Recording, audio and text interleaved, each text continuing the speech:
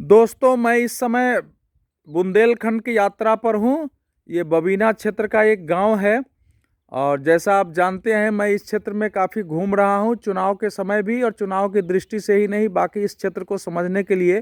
तो आज मैं एक गांव में आया था और हम लोगों के जाने माने मित्र और इस क्षेत्र के जाने माने गौ चिकित्सक, प्राकृतिक चिकित्सक तथा पानी पर काम करने वाले डॉक्टर R.K. खरे जी यहाँ ज़मीन लेकर 4 एकड़ में खेती करते हैं। तो मैं आपको ये दिखा रहा हूँ कि आप देख सकते हैं कि गांव जो है ये चारों तरफ पहाड़ से है। देख लिए पुरानी पहाड़ियाँ आपको दिखाई पड़ेंगी। ये पहाड़ से घिरा हुआ ये गांव है और आपको इस गांव के आसपास से जब आएंगे तो दूर तक जंगल दिखाई पड़ेगा। इस प्रकार का एक गांव है और आप देखेंगे अभी भी आपको यहाँ भी पहाड़ के अंश और टूटे हुए पत्थर वगैरह दिखाई देंगे। ये भी ये पहाड़ का ही क्षेत्र है। तो इस बीच में ये खेती करते हैं, इनके खेत के बीच में भी आपको पहाड़ के ये अंश दिखते हैं। इस क्षेत्र में पानी का बहुत संकट रहा है, जैसे आप सब जानते हैं। अभी भी बहुत सारे पत्रकार पुराने तरह का ही वातावरण बनाते हैं, दिक्कतें ज़रूर है, लेकिन जो मैंने देखा है कि वो थोड़ी अतिवादी तस्वीर है कि यहाँ कुछ जैसे पशु पक्षी पानी बिना मर रहे हैं। वो स्थिति मुझे बुंदेलखंड में अब नहीं दिखी है। डॉक्टर साहब, आप यहाँ कब से खेती कर रहे हैं? मैं करीब 6-7 साल हो गए मुझे खेती करते। 7 साल खेती हो गए।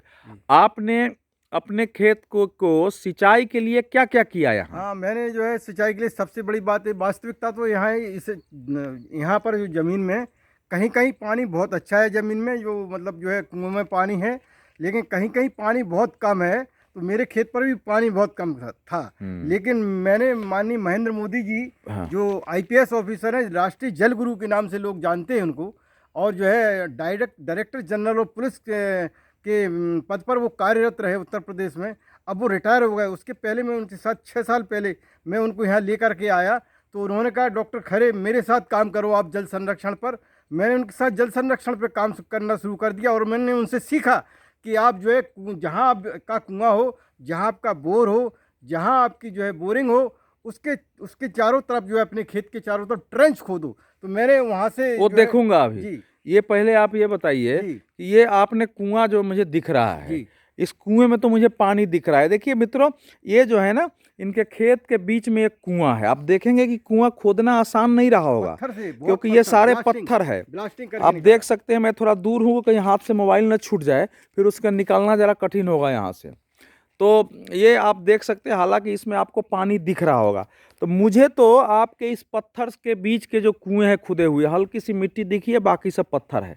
तो इस कुएं को कैसे खुदवाया आपने? इसको ब्लास्टिंग करके खुदवाया। तो बहुत खर्च आया होगा। बहुत खर्च आया, इसमें करीब 2.5 लाख रुपए इसी मेरे जो है इसमें खर्च हो गया। कुआं खुद 2.5 लाख एक कुआं खोदने में खर्च हुआ। पानी कैसे निकला इसमें? पानी निकला, बहुत कम निकला था। हाँ। लेकिन क्या है कि जो नहीं, इसमें पानी निकला कि नहीं निकला? निकला था। अच्छा, निकला था। वो इसलिए निकला क्योंकि जो मैंने ट्रेंच खुदवाई था। अच्छा। तो ट्रेंच में जब पानी बरसात का इकट्ठा हुआ तो उसका रिसाव बढ़ गया इसमें। अच्छा। तो ये पानी आ गया। फिर मैंने इस पे 2 जगह बोरिंग भी कराई थी। हाँ। तो उन दोनों बोरिंगों से जो है मेरा पानी में नहीं, तो मुझे ये समझ में नहीं है कि जब इसमें पानी निकल गया तब आपको बोरिंग करा के इसमें पानी क्यों डालनी पड़ी? इतना पानी नहीं था इसमें। हाँ। बहुत कम पानी बहुत कम पानी है। हाँ, अब जो है पानी का रिसाव जो है बरसात के में होता है। समझ गया। अब आए इधर आए।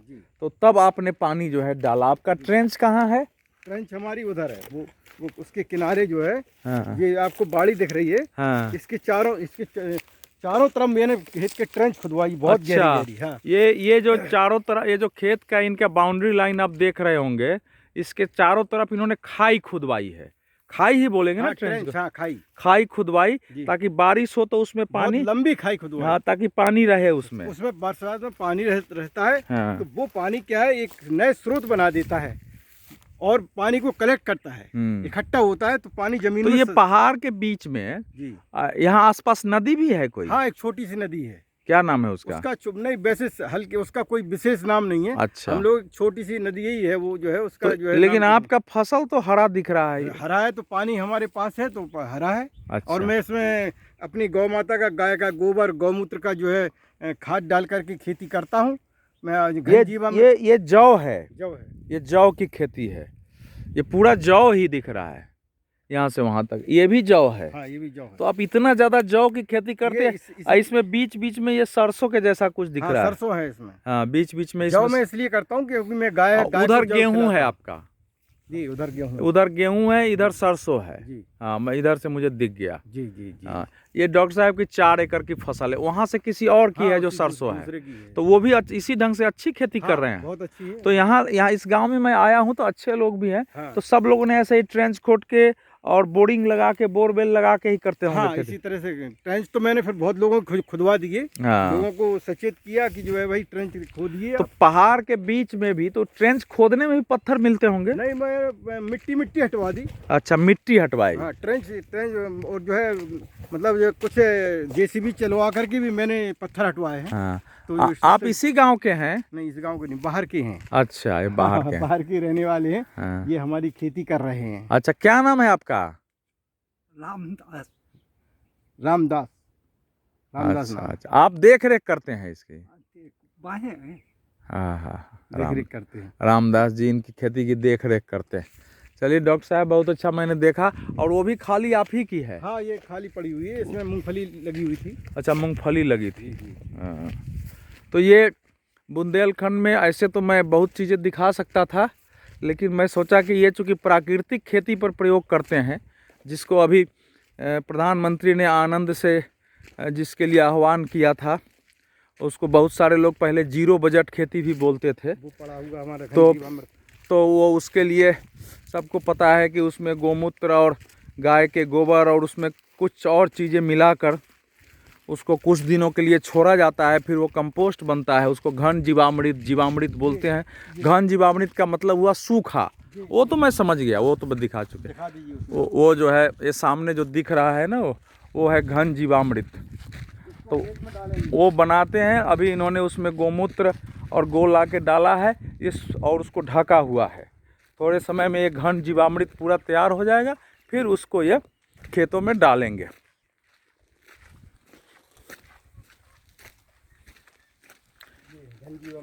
हाँ, ये है दोस्तों, ये है घन जीवामृत।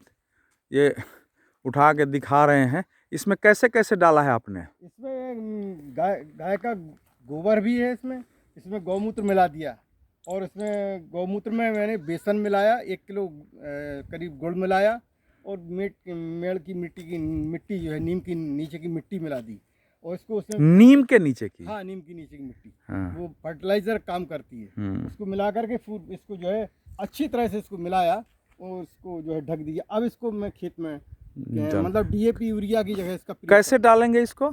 इसको छिड़कवा देंगे। अच्छा, ये छिड़काएगा केवल? जी जी। तो ये जैसे फसल के पहले डालते हैं या फसल होने? फसल के पहले भी डाली थी, अब फिर अभी भी डालेंगे। अच्छा, अभी भी डालेंगे फसल के पहले। मतलब जैसे हम लोग रासायनिक खाद फसल के बाद डालते हैं उसके समय समय पर, वैसे ही ये जीवामृत या घन जीवामृत डालते हैं। यहाँ उसकी जरूरत नहीं पड़ती है। ये है आपकी खाई लग रही है, जिसको ट्रेंड बोलते हैं। इधर से लेकर के आपने खाई खोद करके और पूरा ले गए। बस देख लिया, अब आगे नहीं जाऊँ। देख लिया, आपका बहुत झाड़ झंझार है। अभी असल में अब इसमें आप देख सकते हैं कि ये पत्थरों का है, पहाड़ों के बीच में मिट्टी ढूंढ करके, और जहाँ जहाँ मिट्टी है उतना खोद दिया ताकि बारिश का पानी आए तो इसके अंदर से जाते हुए और इसकी नमी को बनाए रखे। चलिए डॉक्टर साहब, बहुत बहुत धन्यवाद।